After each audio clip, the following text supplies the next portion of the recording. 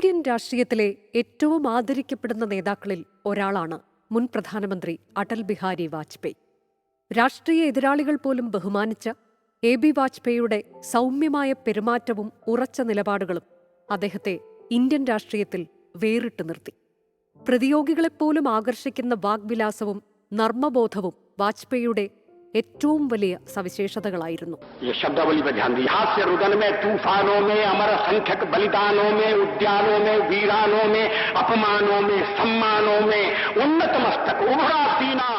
RSS പ്രവർത്തകനായി ജീവിതം ആരംഭിച്ച Vajpayee 1980 BJP രൂപീകരിച്ചപ്പോൾ അതിന്റെ ആദ്യ അധ്യക്ഷനായി.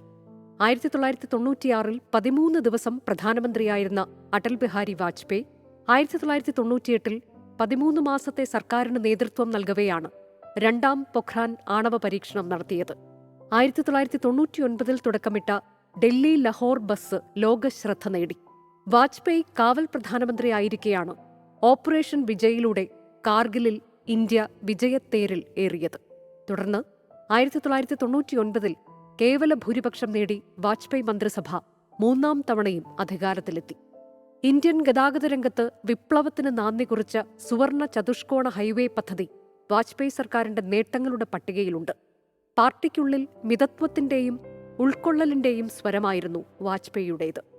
ജനാധിപത്യ മൂല്യങ്ങളോടുള്ള പ്രതിബദ്ധതയും രാഷ്ട്രീയ ഭേദമന്യേ എല്ലാവരുമായും ബന്ധം പുലർത്താനുള്ള കഴിവുമാണ് എ.ബി. വാജ്പേയിയെ ഇന്ത്യൻ രാഷ്ട്രീയത്തിൽ വേറിട്ട് നിർത്തുന്നത്. അടൽ ബിഹാരി വാജ്പേയിക്ക് 24 സ്മരണാഞ്ജലി.